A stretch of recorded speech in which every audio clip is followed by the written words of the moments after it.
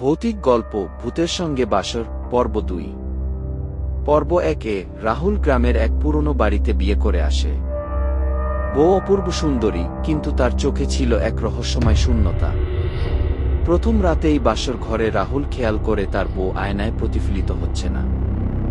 রাত গভীর হতেই ঘটতে থাকে অদ্ভুত সব ঘটনা। পর্ব ২, আয়নার ভেতর আরেক পৃথিবী। রাত প্রায় ২টা। বাসর ঘরে ভয় আর সন্দেহে জমাট বাঁধা নীরবতা। রাহুল এক দৃষ্টিতে তাকিয়ে আছে আয়নার দিকে। আয়নায় সে নিজেকে দেখতে পাচ্ছে, কিন্তু পাশে বসা তার নববধূ মিনার কোনো ছায়া নেই। তুমি আয়নায় দেখা যাচ্ছ না কেন? রাহুল কাঁপা গলায় জিজ্ঞেস করে।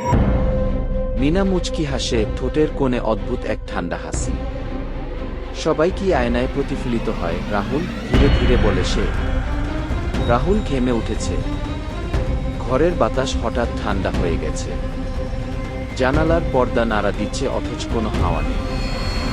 হঠাৎ আয়নার গ্লাসে ফাটলের মতো লম্বা দাগ পড়ে। এক মুহূর্তে সেটা ছড়িয়ে পড়ে পুরো আয়নায়।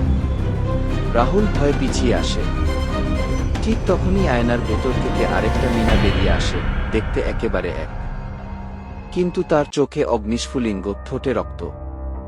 তুই তো আমার শরীর চুরি করেছিস, দ্বিতীয় মিনা চিৎকার করে বলে। এখন সময় হয়েছে সব ফিরিয়ে নেওয়ার। বাসর ঘরটা যেন এক ভয়ঙ্কর নাট্যমঞ্চ। একদিকে দাঁড়িয়ে মিনা, যাকে রাহুল বিয়ে করেছে, আর আয়নার ভেতর থেকে বেরিয়ে আসা অন্য মিনা, ক্ষুব্ধ, ভীতিকর এবং ভয়ানক। রাহুল বোঝে এই বাড়িতে কিছু খুবই ভয়ঙ্কর লুকিয়ে আছে। হয়তো তার বউ মিনা আসল নয়, হয়তো সে আসল মিনাকে দেখছে এখন, আয়নার ভেতর থেকে ফেরা এক মৃত আত্মা। মিনা হঠাৎ রাহুলের হাত চেপে ধরে বলে, আমাকে বিশ্বাস করো রাহুল, আমি আসল মিনা।